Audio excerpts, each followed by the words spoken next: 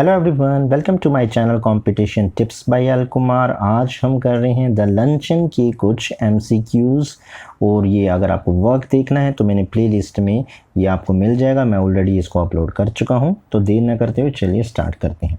Question number first, the story the luncheon is written by. ये luncheon किसने लिखा है? एक सबसे बेसिक क्वेश्चन ये बनता है इसका। A W.H. Auden, B W.H. East, C W.S. Maugham और डी नन ऑफ दीज। तो इसका सही जवाब है ऑप्शन सी, W.S. मॉम का ये वर्क है। Next question number second, the luncheon is satire on. Luncheon किस पे सटायर है? ए लव, बी रोमांस, सी हेट और डी ग्लूटोनी। तो इसका जो सही जवाब है वो है ग्लूटोनी का। इसका ये इस पर सटायर है क्योंकि ये सटायर था उस सेंचुरीज़ 19 सेंचुरीज़ का जिसमें ये उस टाइम पेरिस के लोग रहते थे। Question number third, the story the luncheon is a humorous but. ये एक ह्यूमरस है लेकिन क्या है? एक satirical presentation of a lady who pauses herself a non-eater of luncheons, B satirical presentation of a writer who is lavish, C the satirical way of society manner या D the satirical way of high-bred culture। तो इसका सही जवाब है option A. ये एक सटायरिक work है कि एक लेडी कहती है कि वो तो कुछ खाती ही नहीं, लंच में एक से ज़्यादा डिश लेती ही नहीं, उसके ऊपर ये सटायर है।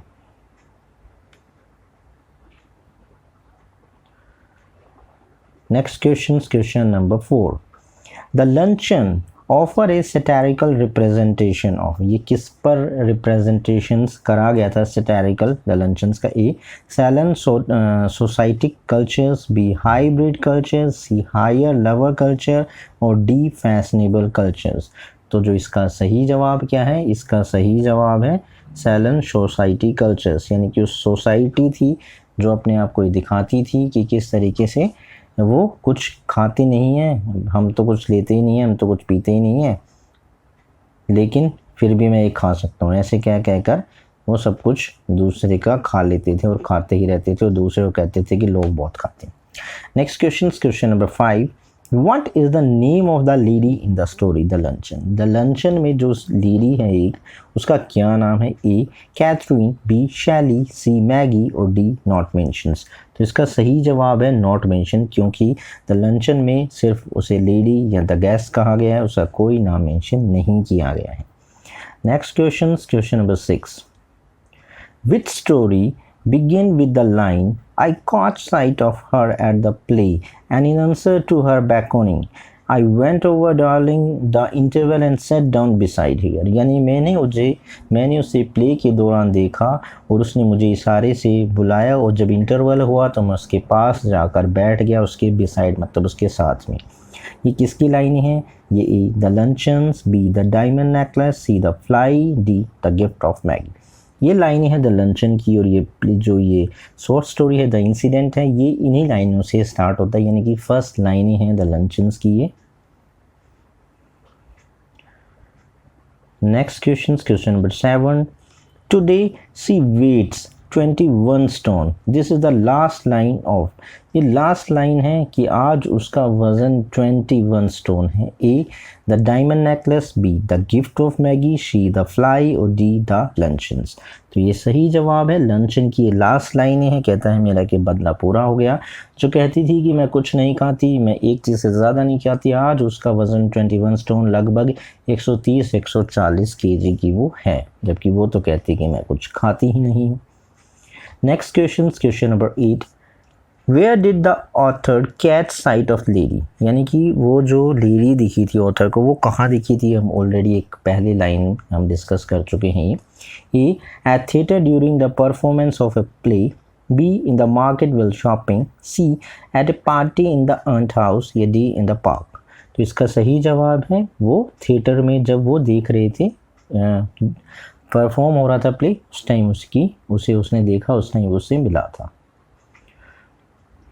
Question number 9, the writer lives in Paris इन।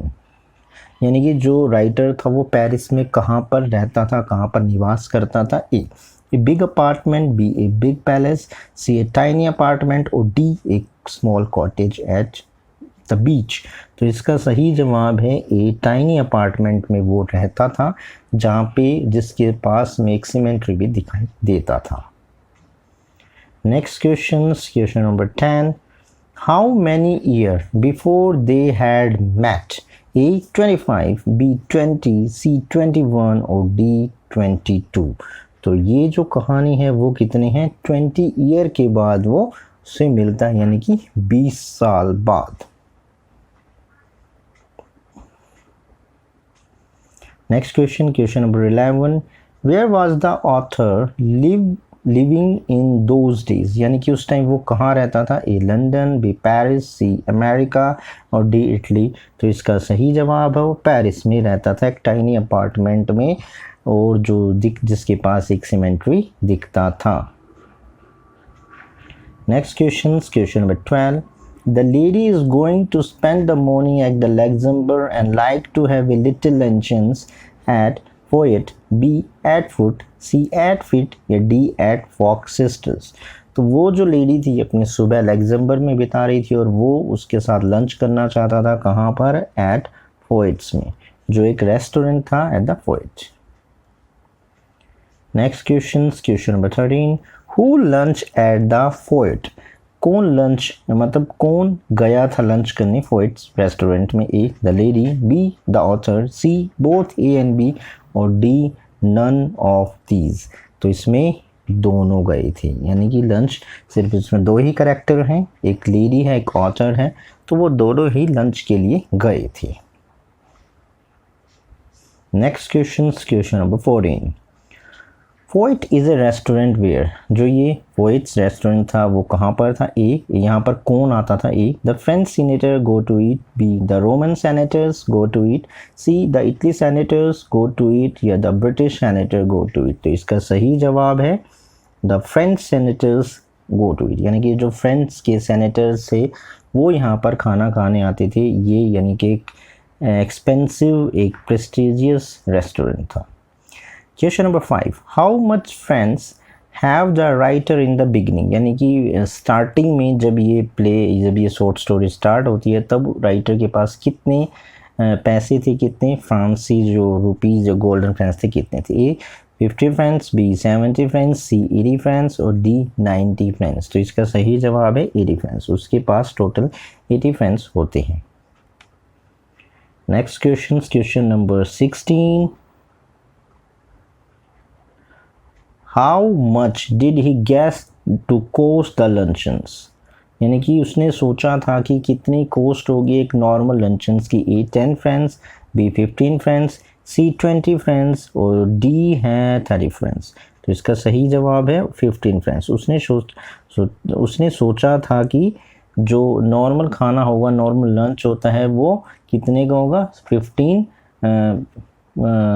इसका फ्रेंड्स, यानी कि जो 15 रुपीज़ जो उसमें है उसमें वो होगा, क्योंकि उसे नहीं पता था कि काफ़ी एक्सपेंसिव रेस्टोरेंट था वो। Question number 17, the writer will meet the lady at Foyot on, A Monday on 12:30, B Sunday at 12:30, C Tuesday at 12:30, D Thursday at 12:30। तो इसका सही जवाब है थर्सडे एट 12:30। इसका सही जवाब है थर्सडे एट 12:30, यानी कि थर्सडे को 12:30 बजे उनको मिलने का डिसाइड हुआ था कि वो इसमें जाकर लंच करेंगे। Next question number 18, the lady who he meat is, जो लेडी उससे मिली थी वो कैसी थी, वो कैसा बिहेवियर था उसका, ए टॉकेटिव, बी साइलेंट, सी प्राउड और डी शाई। नहीं, वो काफ़ी बातूनी थी, वो टॉकेटिव थी, वो बहुत ज़्यादा बातें करने वाली थी। Next question number 19, how was the life of author going on, उसकी जो लाइफ थी जिस टाइम ये बातें हो रही हैं वो कैसे चल रही थी, ए he was very affluent, b he was living a lavish life, c he belongs a royal family or d he was earning barely enough money to keep the body and soul together। तो ये जो है वो option D है, क्योंकि वो कह रहा है कि वो इतना ही कमा पाता था कि मुश्किल से उसका गुजर बसर हो रहा था, बॉडी और शोल्डर गर्ल, मतलब जितना कमा रहा उतना ही खर्च हो रहा था, इनफ नहीं कमा रहा था। और आज का last question number 20, salmon is not in, salmon जो फिश थी वो किस में नहीं थी? A the bill of fare, B market, C world और डी पाउंड। सैलमन जो थी वो कहता है कि वो सीज़न भी नहीं था, और बिल ऑफ फेयर मतलब मेन्यू में भी वो नहीं थी, क्योंकि उस टाइम वो उसका सीज़न नहीं था। तो ये थे आज के इम्पोर्टेंट क्वेश्चन आंसर्स। इसका एक और पार्ट, जो पार्ट सेकंड होगा, मैं वो जल्दी ही आपके लिए अपलोड कर दूंगा। तब तक के लिए आपका दिन शुभ हो।